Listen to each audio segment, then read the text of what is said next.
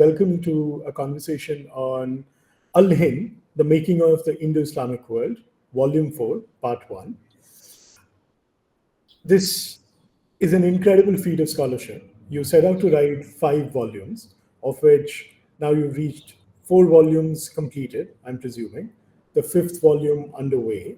So first and foremost, congratulations for this, because if I remember correctly, you started in late 1980s with the first volume coming out in 1994? I started in 1984, 85, 85 mostly. So it's a scholarship spanning 40 years, 41 years at this point of time. Yes, well, longer actually, because I wrote a book on Peshwa documentation in Pune before that. And my current books are still, to some extent, informed by research I did then. I would say I started in 1980. So, but perhaps even earlier, when I was an undergraduate in Leiden, I became interested in Indian history very early because I was born in Indonesia. Right. And I was surrounded by all kinds of people that were still interested in those things. In those days, there were a lot of people doing that. And today it's more difficult, I think, in the Netherlands, in Holland. I'm not sure about India. In India, there are other problems, perhaps. Right. But there's a lot of people interested in it. There are. And this is also what makes this a fascinating thing, because it's not just the scholarship in the form of academic volumes. You also try to get this message across by delivering a lot of Zoom lectures. I saw a couple of them that are available online, and it is fascinating. So this is public history being done from the academic rigor and from a perspective of a professional historian, not what history has become today, distorted, half represented, and often a repost to something that is cyclical in nature. So thank you, Professor Wing, for accepting the invitation and joining us today. We'll be having a conversation. So this conversation is divided into 2 parts.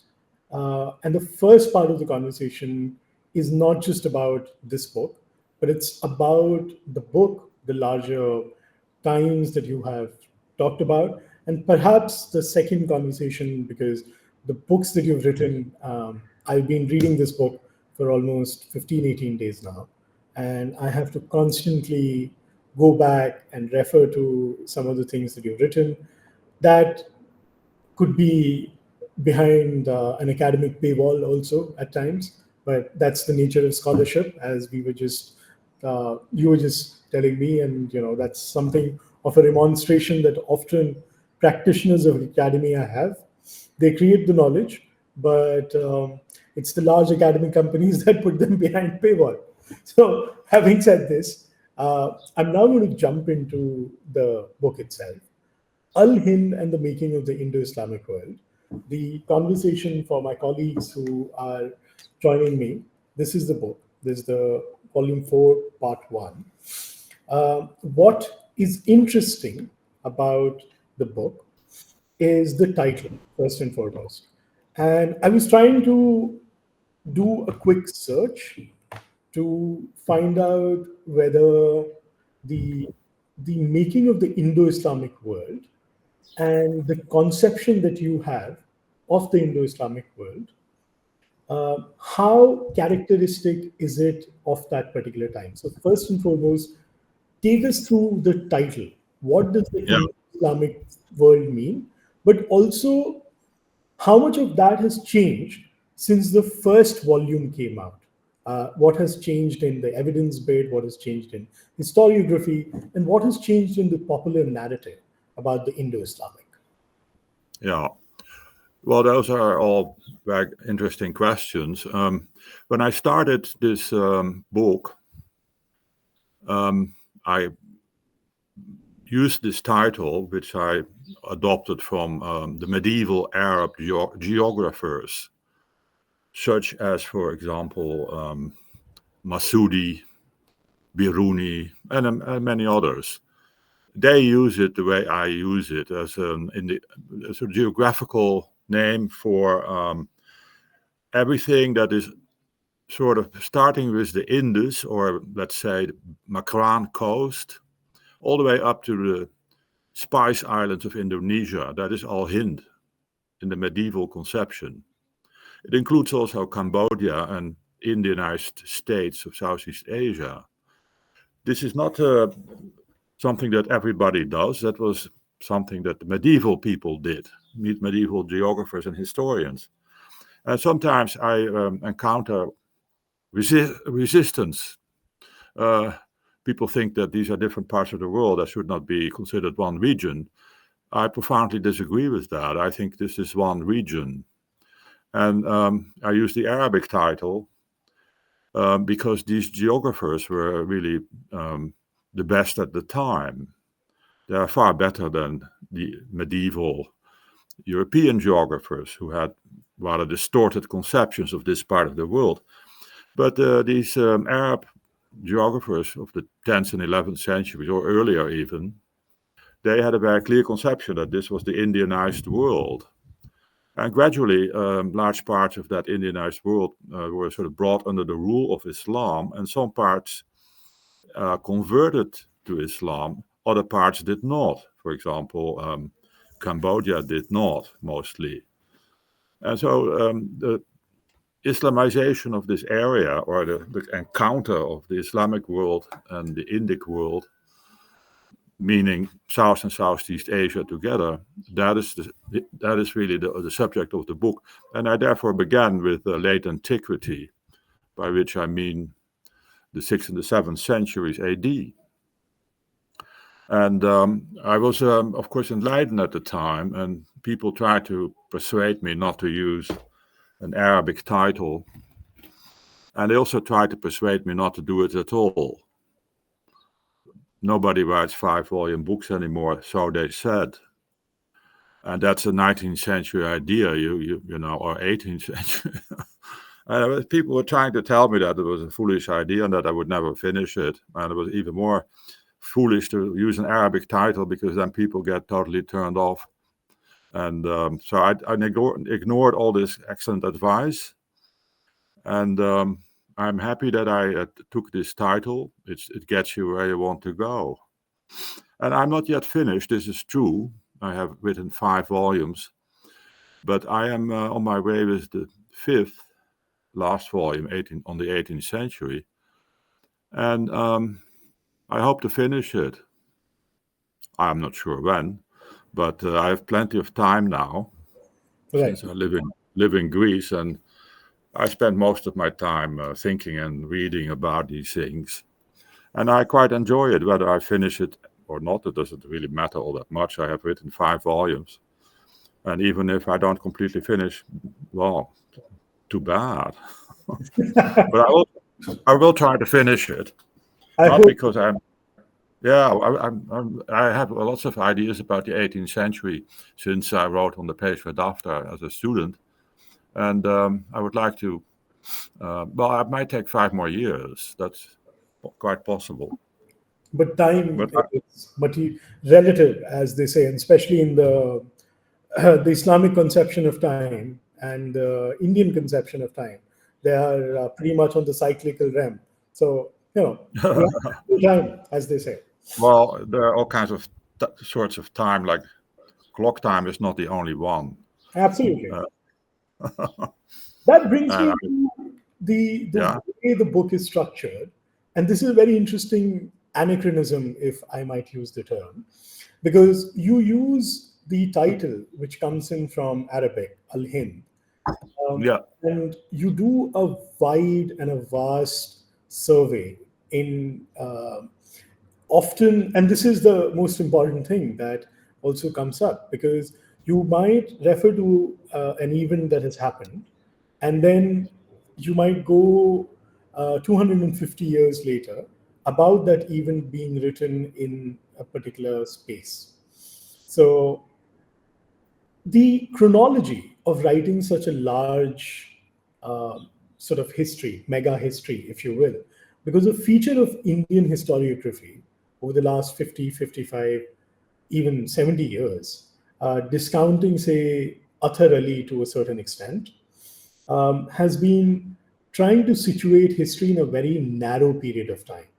And you take a very, very long view. In fact, I think you are taking almost 1,000-year view. So tell me about that process. Tell me about what that scholarly conversation you have in your head when you're looking at sources which are changing in unity. Just a second. Yeah, that's also something that I've been thinking about myself. Well, what happened is that when I was an undergraduate, I read an article by Mark Bloch in which he says, if you want to do the medieval history of medieval times, it's very difficult because there's not much documentation. But it is a very useful exercise to start with the 18th century documentation and archives, because then you can learn about the pre-modern world.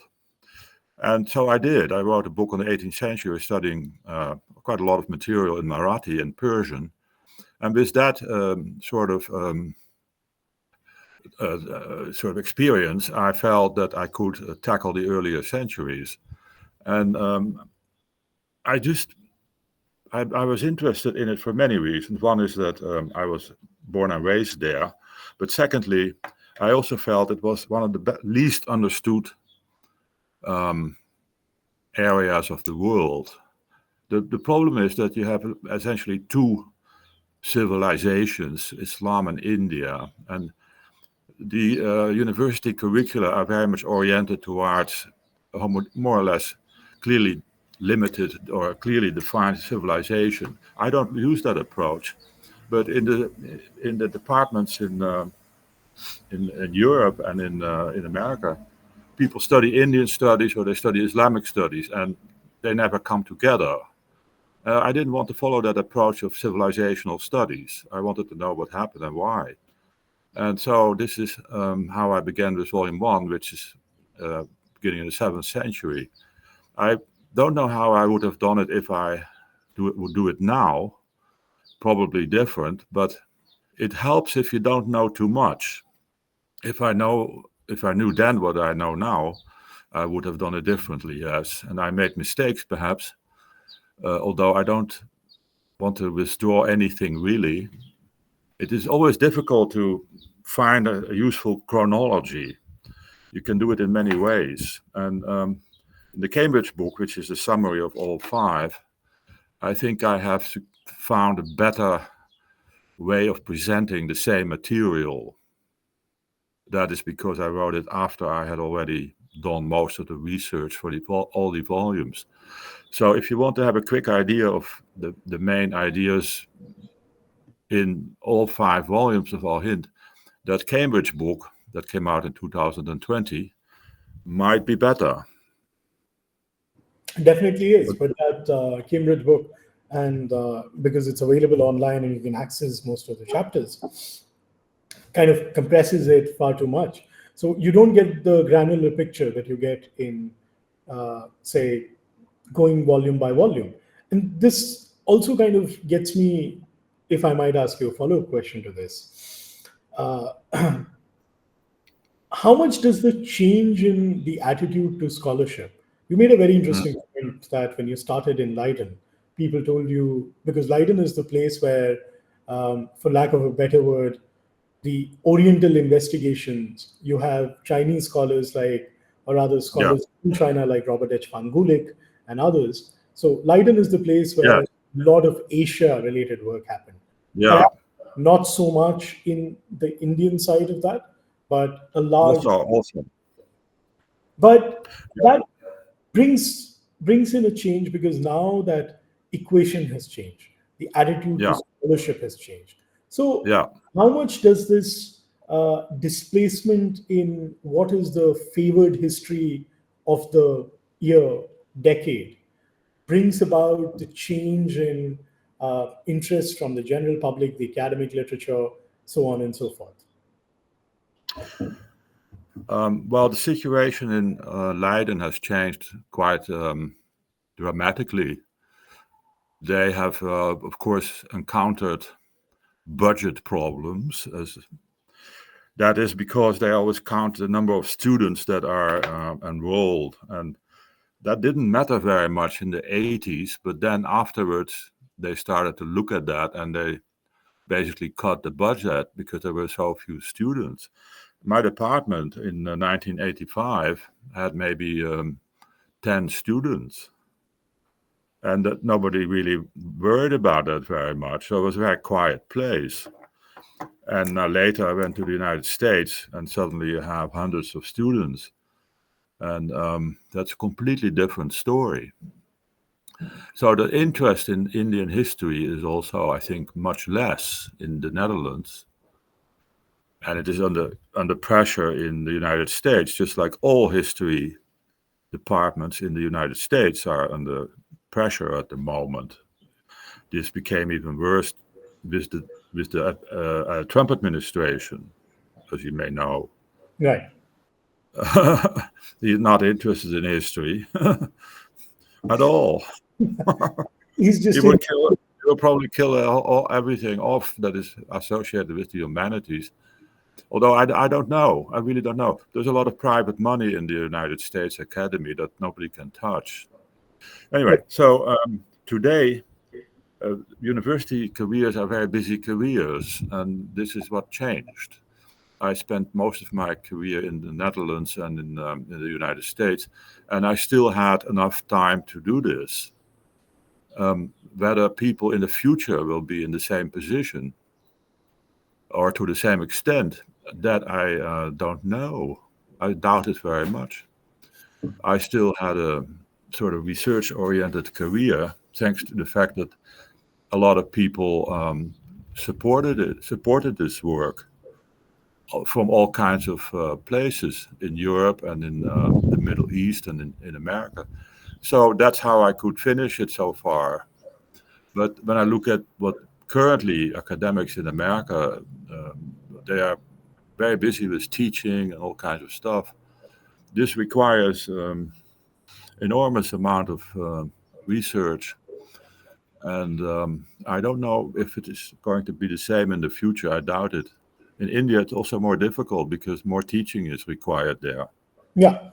So I this think brings me to the sort of, just to finish up this part of the conversation, move on to the book.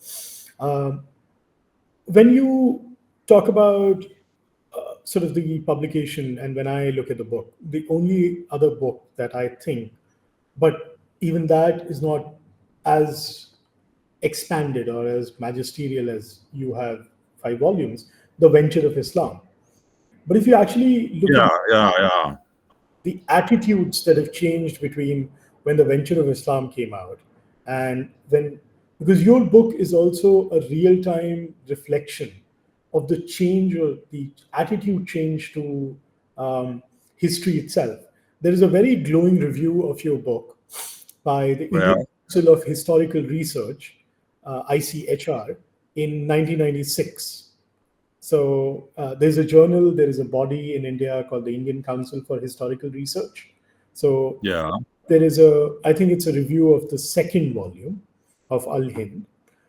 I don't think I've ever seen it, but and is it in the Indian Historical Review? Yeah, Indian Historical. Oh, okay. I don't think I know it, but tell me. So it's a review about sort of the expanse of the book, and I think in the 2nd volume, the geography that you're looking at is pretty large. The time scale that you have planned to look at is large. But by the time we enter volume 3, and then by the time we get to volume 4, part 1, that we are going to be discussing right now, we have had changes to how Islam is perceived. So there's a reorientation of how you think about history. Some things are just fake news, for example.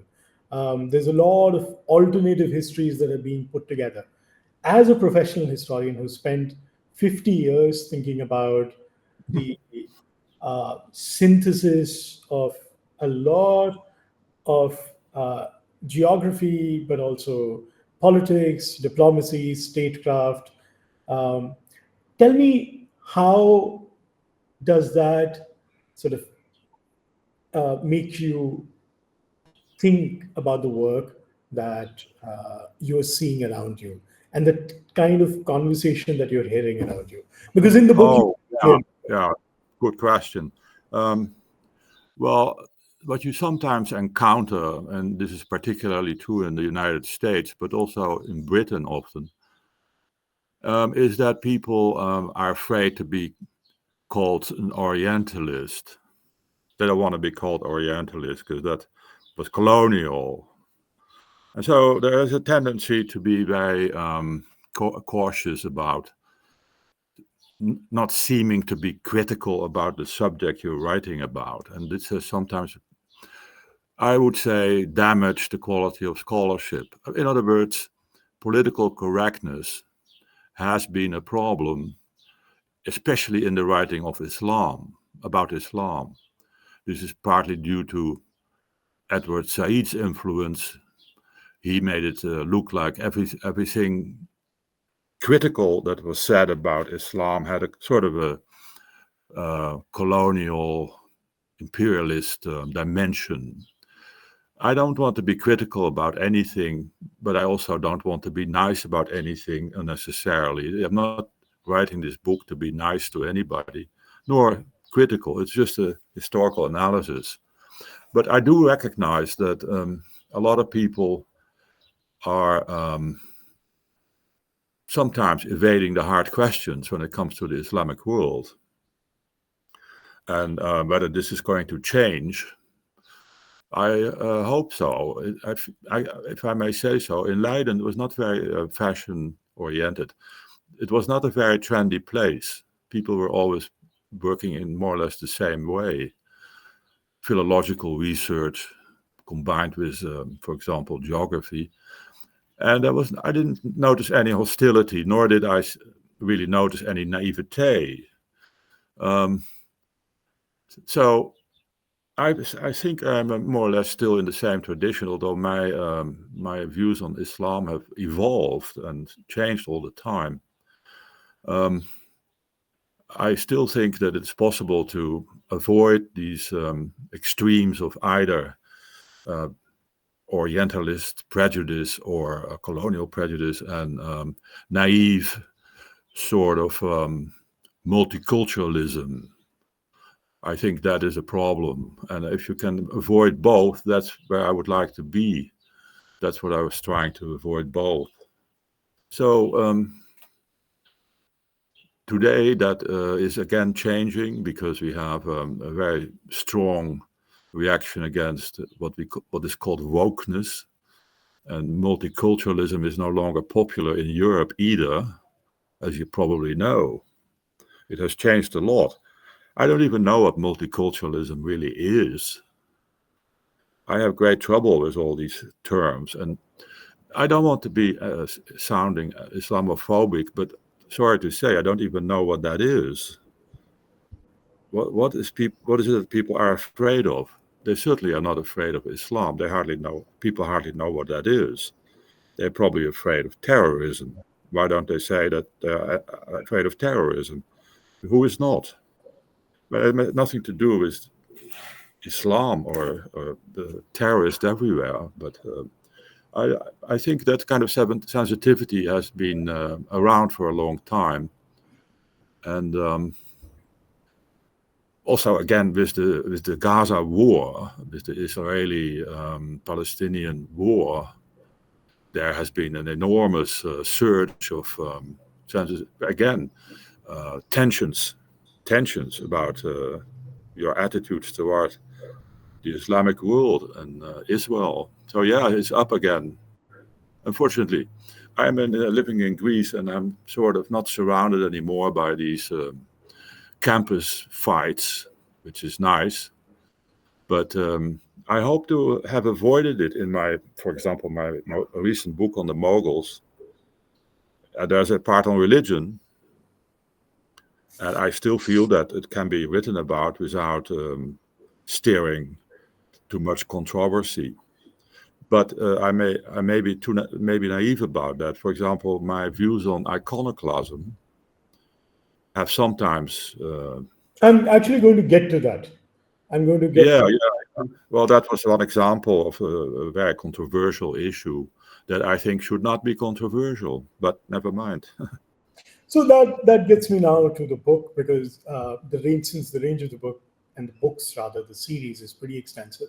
So this was done so that the people who are going to listen to it later, they have an understanding of the complexity, because the Mughals, the Mongols not so much, but the Mughals are a very, for lack of a better word, a very touchy subject in India. Yes, yes, yes.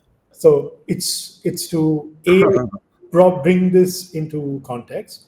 That gets me to now the book. And when I open your book, you make a very interesting point about the fact that the Mongols were, I mean, of course, Babur is a very interesting, let's say, character, as a historical character.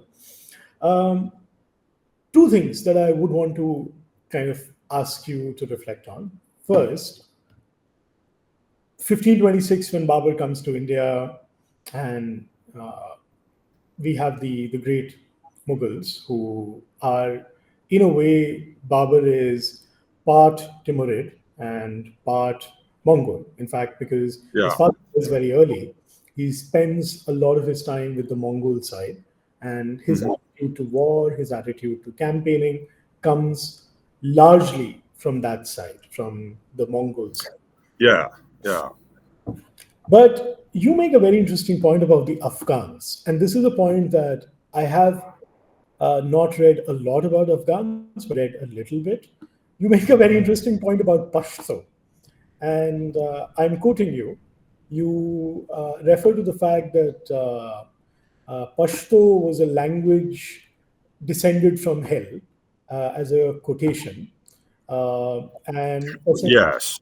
It's not me who says that. yeah, I know. So, but I wouldn't go that far. but there is a distinct sort of role that the Afghans have played.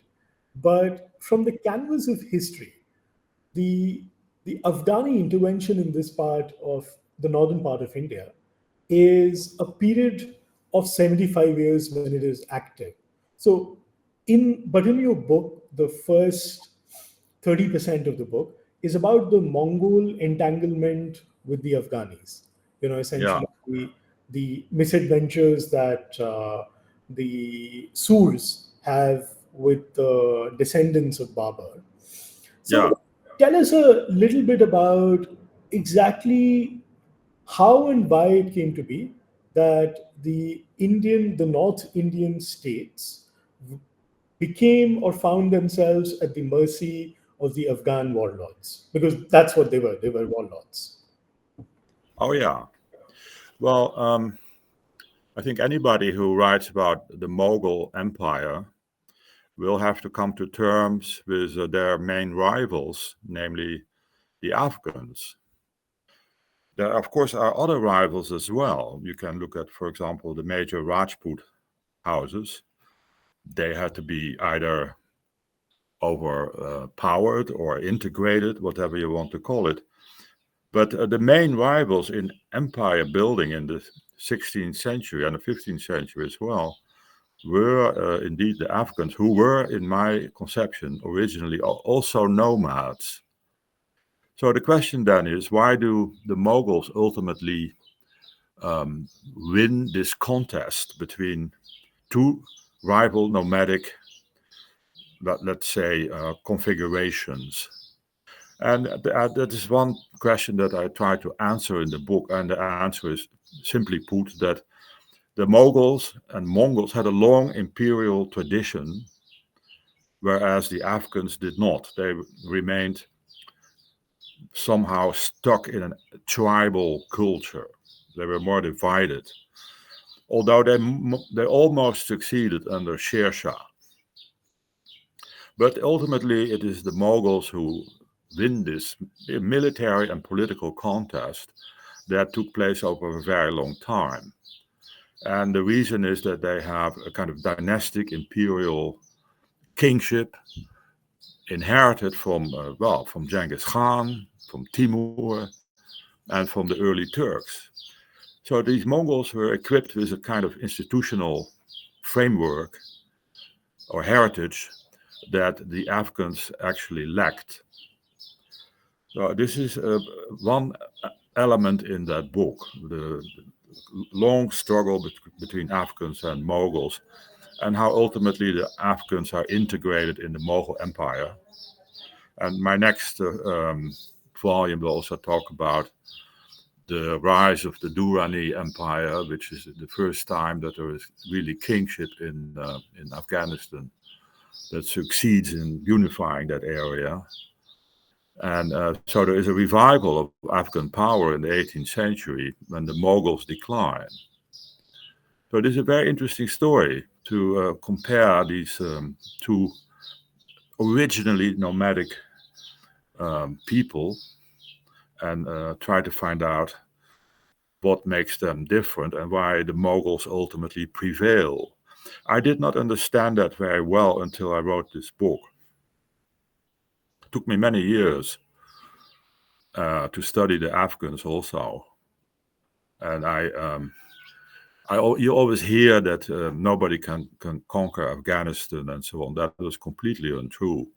The Mughals and Babur controlled Afghanistan for a long time, and in quite a brutal manner. People often talk about this Babur Nama and what a sympathetic person this Babur was, but I'm not sure if the Afghans would agree with that. Babur, they were treated quite brutally. Babur is a very interesting person because yes. Until unless I read your book, I did not know that Babur features in Babur Vani. I mean, I was also about Babur Nama, and when you read Babur Nama, he comes across less as an army general, ruler, a tyrant, despot, emperor, but more like a, for lack of a better word, fruit seller, because Babur Nama is a very good description of all the melons he misses in Kanha Valley. But that's certainly true. But if you read the details on how he treats his Afghan opponents, he is very much in the tradition of Genghis Khan there. Yes, absolutely. And that's where you refer to the Sri Guru Granth Sahib Ji, and you also talk about Guru Nanak Dev Ji making sort of this very short commentary on the perils that Babur brought with him, because we often forget that they were contemporaries.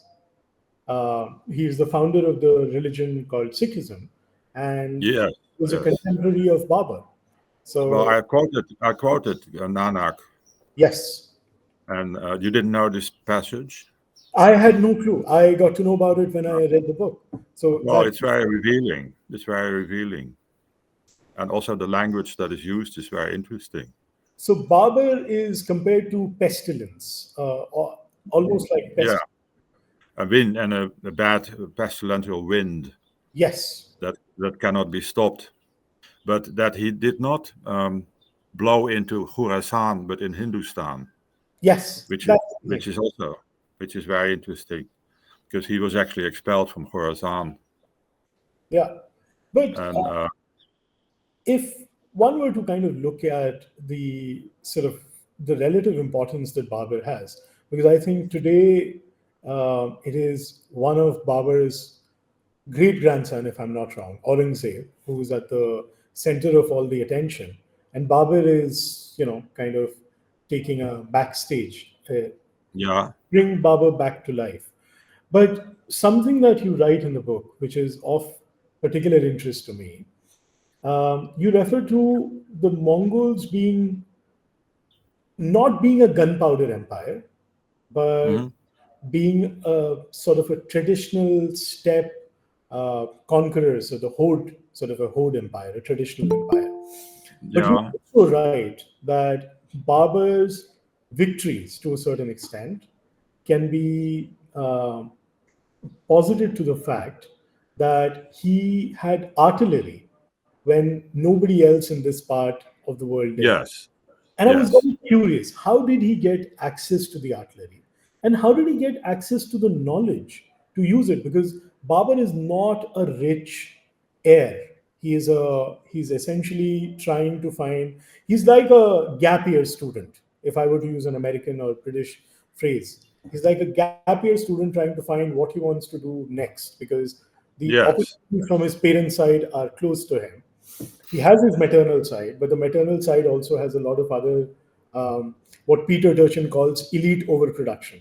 So we have this very enterprising guy who's roaming around with his band of Mongol warlords. But it's a very compact army. So where does the knowledge and where does the information come from? Well, yes, you're quite right that in the first encounters and also in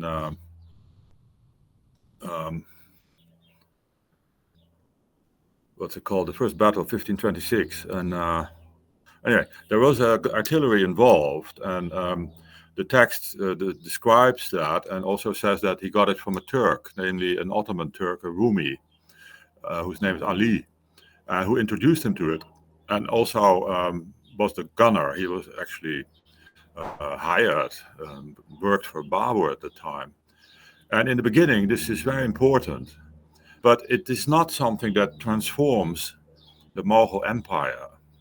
That's at least my thesis. It is always playing a role, but it does not explain why the Mughal Empire is more powerful than, for example, the Delhi Sultanate or any Indian state at the time. And I try to explain that by other factors. My point is that, yes, there is gunpowder, but the Mughal Empire is not a gunpowder empire, but a horse warrior empire that also uses artillery and guns, but that essentially is a continuation of an earlier steppe tradition. It transforms this steppe tradition quite dramatically, but it's not gunpowder weapons or technology that make the Mughal Empire so powerful. That's the point. What makes it powerful is the institutional heritage that they got and transform in a very densely populated and a rich part of the world, which is India. So the combination of Mongol power and Indian productivity and agriculture and commerce and so on, and also the beginning of world trade, Portuguese and Spanish and also later Dutch, English, that early modern development of global trade coming together with the steppe tradition. That is really the theme of the book. And that's how I try to explain the immense power and wealth that the Mughals accumulated, not by pointing at a technological factor like artillery. But you also have a fascinating reference in your book, and it is fascinating for two reasons. One, I didn't know that the Turks, the Ottoman Turks, had an outpost in Indonesia. You have a yeah. Right. So, in this conception of the Indo-Islamic world that is coming across, so you have the Ottoman Turks. By this time, they've taken over Constantinople. 1453 has come and gone. You have had Mehmed II and all the bountiful things that he does. The Ottoman Empire has expanded. Why doesn't the Ottoman Empire ever get or sets its sight on Afghanistan? Because the Afghanistan question is an intractable one. As you mentioned in the book, it's often seen as a wonderland. The historic. Yes. So it's a wonderland. You have an empire which is expanding, but it goes all the way to Indonesia. It has records of going to China, but it never quite manages to reach the Central Asia, the steppe. Afghanistan was the public relations of Genghis Khan working overtime? Was that the big red flag that the Ottomans had? Are you were saying that the Ottomans did not expand in the eastern direction very much, except of course that there was Sokollu, the Ottoman vizier, who for a while had an Indian Ocean policy. That does not last forever, but it is certainly a significant orientation. And it also leads to the Indian Ocean developments in North Sumatra that are quite significant, where Turks were indeed involved, Ottomans as well, and Ottoman artillery was imported there. My explanation for what you're saying is that the Ottomans turned towards Europe in the end. And they get, of course, all the way to Vienna. And you cannot do everything. They were moving towards... time, Professor, is a bleak continent of icy rain. And you have sort of a sunny extension of your empire. So it's a bit of a... And because it's an Islamic world that they're trying to create, but it never quite comes together. So this is something that I wanted. Were they trying to recapture the glories of Spain, the empire that was in that part of the world? No, not Spain. No. North Africa, yes. And the Balkans, yes. But not Spain. And the Balkans, yeah, that is to say, all the way up to Serbia and, well, indeed, Austria, what is now Austria. Their great opponents became really the Habsburgs and to some extent the Venetians. So they were in the Aegean Sea, where I'm looking at this right now. Yes. In Greece, there were like major encounters between the Habsburgs and the Spanish and the Ottomans, and overland as well. So they were extremely occupied with this frontier in Europe and the Mediterranean. And so they don't pay much attention anymore then towards the east, but they have three continents. Don't forget, they are in Asia, Africa, and Europe. It's very remarkable. The Ottomans are the three different continents. Yeah, at the same time. And they were really very powerful, even here in Greece. They were not able to dislodge the Safavids from Persia, and they would certainly have a hard time to dislodge the Mughals, who were far wealthier than the Ottomans. Right. The Mughals were much wealthier, much more powerful in some way. They had more people, more taxation, and well, I don't think that. They would have succeeded in, if they had invaded India, they would not have gotten very far, I don't think. But they were more like a gunpowder empire than the Safavids or the Mughals. But gunpowder is not necessarily very useful if you have, for example, guns that cannot really shoot at fortresses on the hilltops. What do? Right. You try to bribe them, right? Yeah. But you cannot really use artillery in these settings very often. That is why it did not really change very much. That's my intention, or that's what I was trying to say here. The 17th century Mughal warfare was primarily between Mughal princes. Yes. So that is also two questions. One, aberration that Babur is, because Babur comes to India in 1526 on the invitation of Lodhis. He wins the Battle of Panipat, decides to stay back, begins the empire. 1530, he dies, he passes away. Now, in the 4 years, he's definitely been able to create a system of protectorates. He's been able to create governors, but all of that comes undone very quickly because Humayun gets dislodged. His son Yes. gets dislodged from Delhi. Sher Shah is a much better general, is a much better administrator. Oh yeah, absolutely. And he's a much better creator of patronage. So explain to me, how is it, and you write about the speech that Humayun gives to his cousins in what is now today Pakistan, where he admonishes them that all of them have to come together, or else they vanish back to Fargana, from whence they come, and there is no hope. Yes, this unity in the Mughal family in the time of Humayun is one of the reasons that Sher Shah manages to get them out of the country.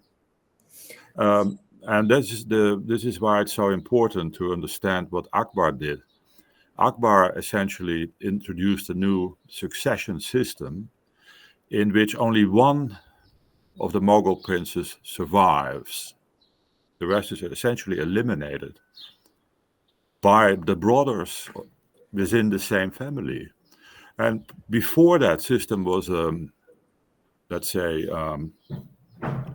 introduced by Akbar, essentially the Mughal Empire was ruled by a kind of a clan, and it was not very clear who was really the leader of that clan. There was sort of shared sovereignty among brothers.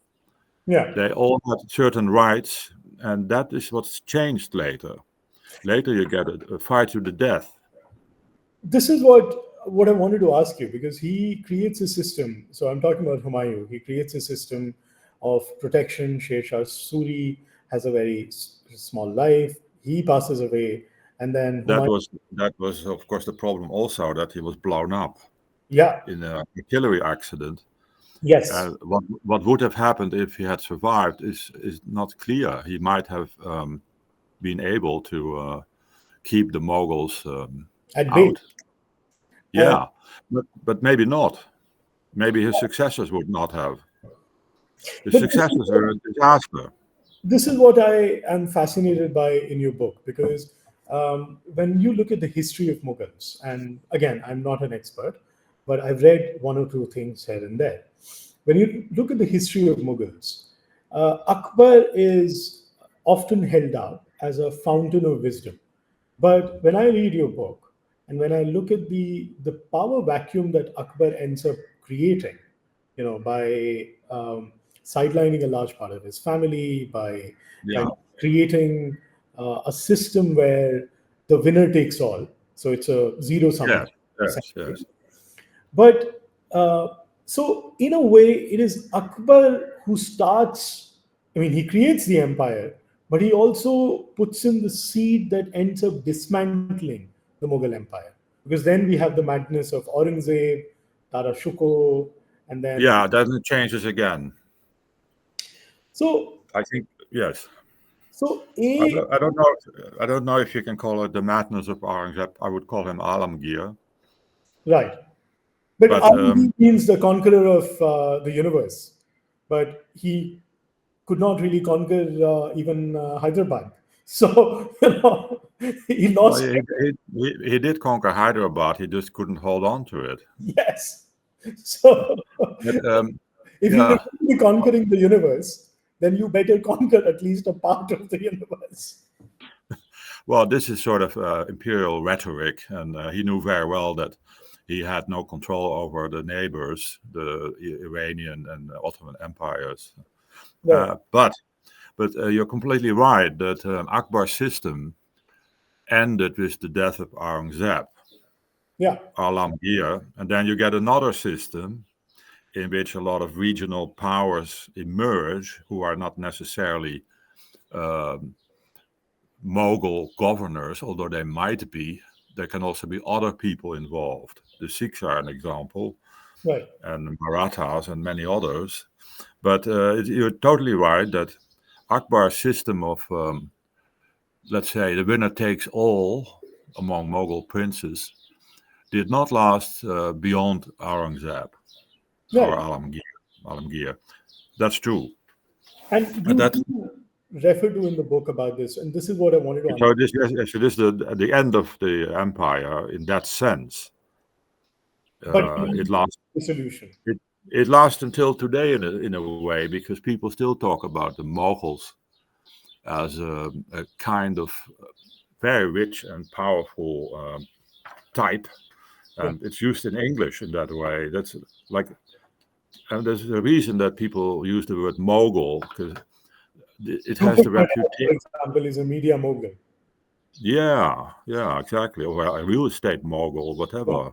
Yeah. And you even have pasta sauce moguls. Yeah, really. This still rings. There's a ring to it of unrivaled power and wealth. Right. So this There are not many. This brings me to one question that I wanted to.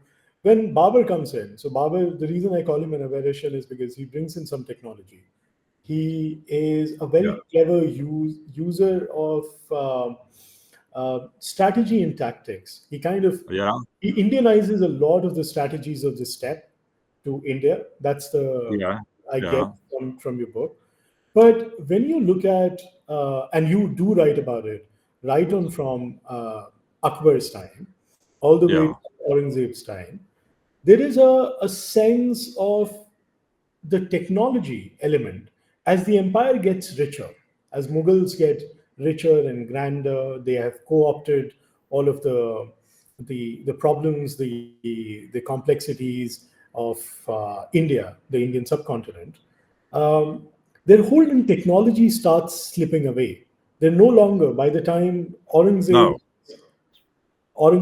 has a famous sort of the 1688 Josiah Childs War, in which just by the sheer amount of firepower, he's able to get the English, the East India Trading Company, to bow down. But even at that, his ships and his naval commanders were not really adept at using technology. They just could do it because they had the element of surprise, and they could also do it because they just had the advantage of a bigger fleet. So how does this process happen? How does an empire that comes in with technology loses all hold of technology and technological innovation? Well, first of all, maritime warfare was very much decided in the 16th century by technology. That was, of course, naval warfare that the Portuguese used quite a lot, and that was, but that was very quickly imitated by, for example, Indonesian coastal states who were just as good at it as the Portuguese, and then you get a kind of accommodation between the two. But I would say that gunpowder was more important in those naval states, but then everybody gets it, and therefore it can hardly be such a decisive thing, because everybody knew how to use it. So, but in the case of the Mughals, I'm not saying that they did not use it. They use it, and sometimes it is important, but it did not change their mode of organization. Their institutional framework was essentially that of the earlier steppe conquerors, but they had adapted it to the Indian context in a quite successful way. They could also benefit from the emerging early modern economic progress that was made in world trade. So these things come together, and I do not find that gunpowder weapons are decisive in this development, although they played a role.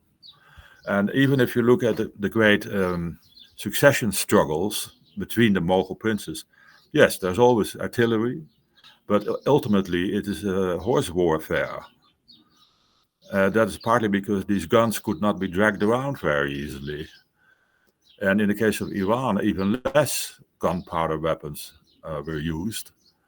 But you can find incidences of battles in which gunpowder was decisive, but it was not general at all. So that's what I was trying to suggest, that the acquisition of a new technology, which which then develops further in the 18th century, that was not the reason that, or at least not the primary reason, that the Mughals were more powerful than any other state at the time. And they're more powerful than their predecessors. They were clearly more powerful than the Delhi sultans. And people always say, oh, that's because they have these big guns. But I don't think that at all. And I try to show that in the book. I don't mean to suggest it didn't exist or that it didn't play a role. I'm just saying that is not the reason that the Mughals became what they became, namely extremely wealthy rulers of a very large part of the world economy in India. So, comparable perhaps to the Manchu in a way.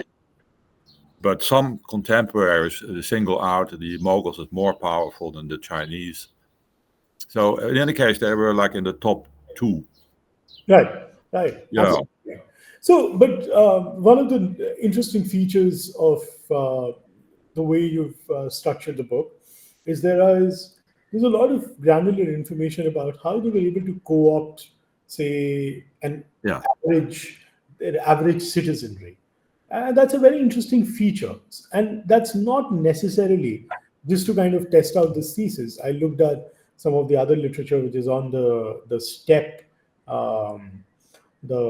kingdoms. So where does this idea come in from? I mean, where does this political innovation that we have to get these people to be on our side? Because well, one of the ideas that I also try to explain is that in India you have a situation in which the vast majority of the population is not Muslim and never becomes Muslim. And it's a very big population. Now, how do you maintain an empire in a population that is essentially of a different religion and culture? Where the population is very large, much larger than the Mughal elite, which is never very large. So you can only do that by accommodation and cooperation, and this is indeed what Akbar accomplished. And the major Rajput rulers and other rulers of India, northern India in particular, were quite happy to cooperate, because that could be decisive in their own succession struggles if they got support from the Mughals, or they could become like part of a bigger enterprise. And many Rajputs chose to do that, except of course the top Rajput house, the Mewar. They did not so much appreciate this, and they always were very reserved about it, but ultimately they became a part of the Mughal Empire as well. So they were slightly smaller fish in a much bigger pond. And they had great careers in the Mughal Empire, which was not religiously exclusive. It was in fact a culture of what I call chivalry, horse warrior culture, and a sort of aristocratic culture in which infantry did not play a big role, and in which, however, the Rajputs were accommodated because they had exactly the same culture, namely a culture of aristocracy and chivalry. So this is the interesting thing about it, is that you don't have to look at Hindu-Muslim antagonism all the time. There was a culture of chivalry, namely a code of aristocratic behavior that transcended the religious orientations of people. I also think that these aristocracies of the early modern era were not communalist. How is this chivalry different from the European chivalry? Because the way you describe... It's not very different, but in Europe you get a transition to infantry armies and gunpowder, and then it becomes more plebeian. You understand? Yeah. It becomes more plebeian. And Don Quixote is the last chivalrous person. Yeah. And he's half crazy. Yeah. So I think that India remained a chivalrous society until British colonialism. Right. Right. Yeah. Whereas in Europe, you get an early modern transition to infantry armies, and the horseman goes out of operation, and you get a much more, let's say, demotic culture and let's say plebeian culture even. This is one reason why I believe that, for example, Indians today are still more formal and polite people than the Europeans or Americans. Don't you agree? They are more formal. They are, absolutely. Yeah, and that's because they remained chivalrous until the 19th century, and the Europeans already became more plebeian in the 16th century. Sorry. Football hooliganism might also have something to do with the lack of European chivalry, I think. Well, there's certainly a lack of chivalry in the 18th century Europe. Yeah. And the 17th century Europe is diminishing. It's still there. Right. Even today, it's still there. But in India, it was really perpetuated in a more important way, largely because horse warfare remained very important. In fact, the import of horses to India increases until the late 18th century.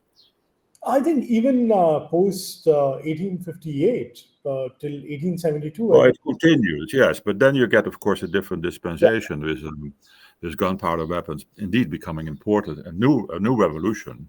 Right. But I try to show that India remains a chivalrous society until much later than Europe and many parts of the world. America never was. Right. So cowboys are different from chivalrous aristocrats. Very, very different. Nothing against Americans, but the culture of chivalry, I believe, is exemplified by the Mughals.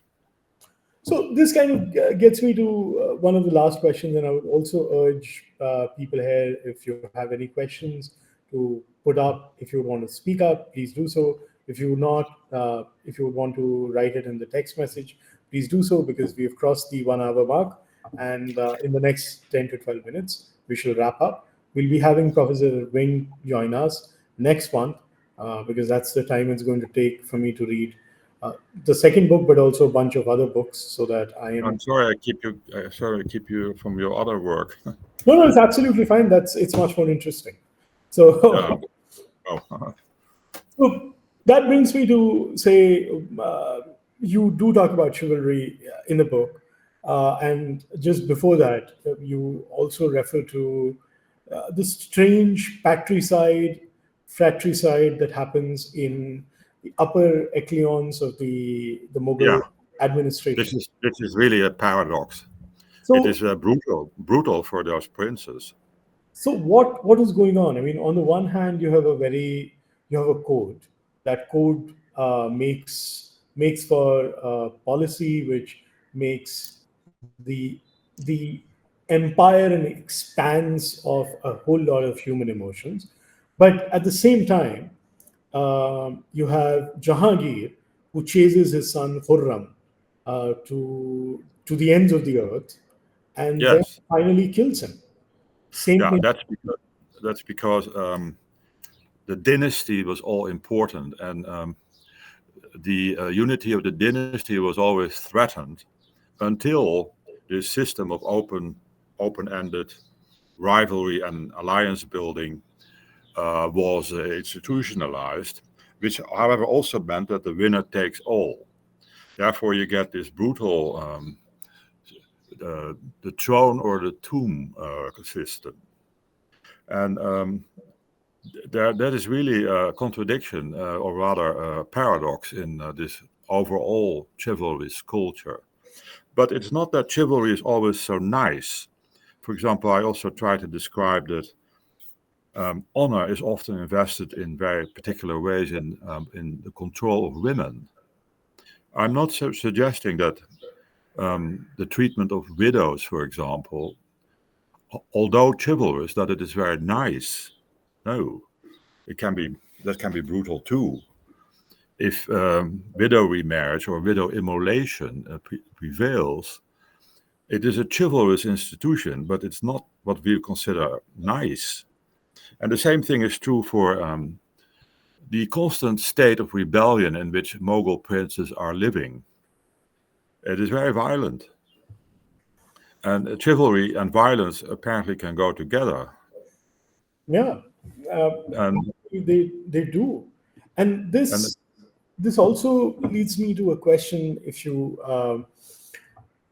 the economic aspect of the empire building is not really impacted by all this, because if you actually were to, no, it is, but we don't really read much about that.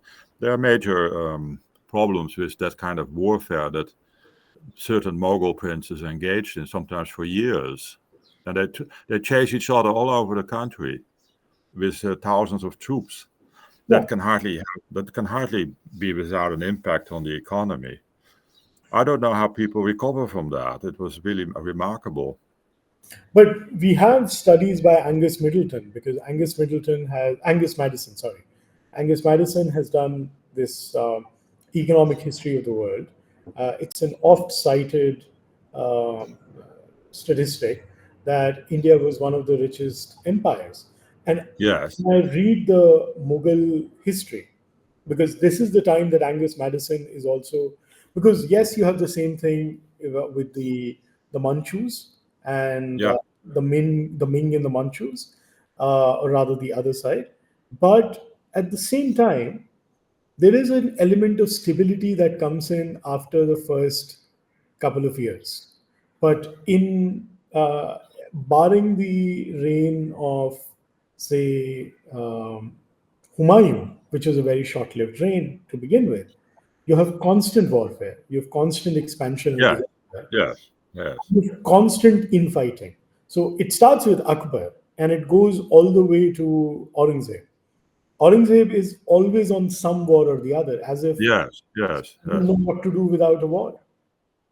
Well, it was catastrophic in many parts of the Deccan. There was like sometimes half of the army was lost to epidemics, and the peasantry also suffered immensely there. I don't say that it is not catastrophic, but India has been recovering from all these things very quickly.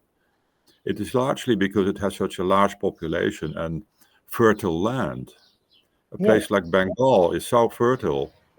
And, kids grow up in 10 years, 12 years, you have a whole new population. That is true. So you can have both. You can both have destruction and quick recovery. And but I do believe that in epidemics and warfare were very, very common at all times. In Indonesia too. Right. But I mean, Java is described as one of the richest parts of the world by Chinese observers and also Europeans, but it was constant warfare and epidemics and famine as well, because of these reasons. But it was, in principle, a very rich economy that could quickly recover. So this brings me to the last question that I have, if somebody from my team, because I think they might still need more context to get into it. So hopefully next time we might have more questions. Though, please feel free to ask questions if you have any. But my last question to you would be, what would be your assessment of the early Mughals? Were they, as they are seen today, invaders? How easy or hard it is to place them in history? Because there is a very contradictory position. If you look at history of three countries side by side today, Pakistan, where they're seen as often the standard bearer of the state of Pakistan. In India, they vacillate between sort of conquerors and invaders. And in Bangladesh, they also enjoy a very vexing position. They, for a large part of the Bangladeshi community, they are an anachronism, because it is true that under their rule, Dhaka ends up becoming one of the richest cities in the world. But no material growth happens in Dhaka because of them. So it's rich, but the riches flow to Delhi, Agra, Lahore. So even in Dhaka, in the historians of Bangladesh have a very anachronistic view with the rest of the world when it comes to Mughals. But what is your assessment, having spent almost a lifetime with the Indo-Islamic world, of this sort of period from 1526 to 1707, when the period of, as they say in Chinese history, high Mughals happens? Yeah, well, this is a kind of question that people used to ask. What are the potentialities of that world? And to what extent would it be conceivable that modern industrial capitalism would have arisen there? I think it would not have happened at all, nor in China. It's a completely different world, a world of chivalry, not utilitarian pragmatism, although the Mughals were very pragmatic in many ways. And my view would be that China and India in the 17th and 18th century can show you what a non-modern capitalist economy can achieve in those earlier conditions at its maximum.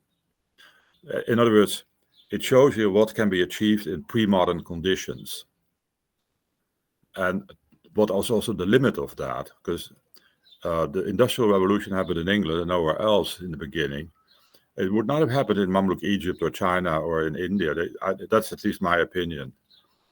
And but these countries, they show us what could be done under pre-modern conditions.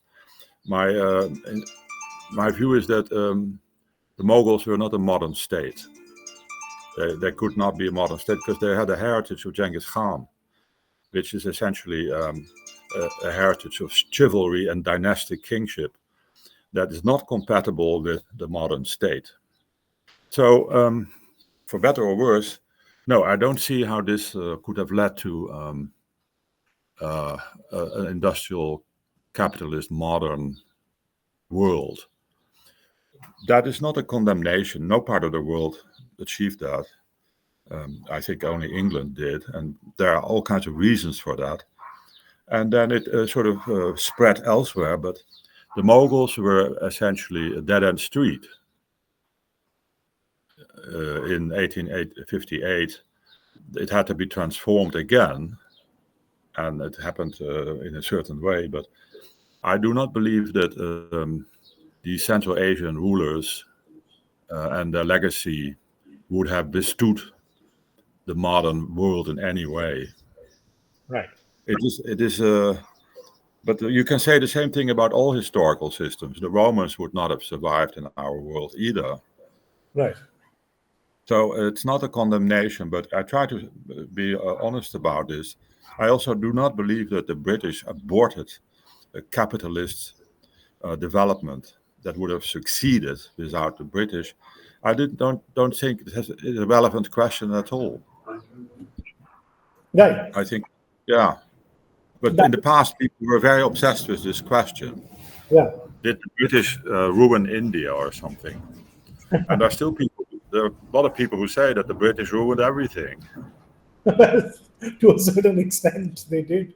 Look at all the lines they ended up creating on the maps, and we are still paying for some of them.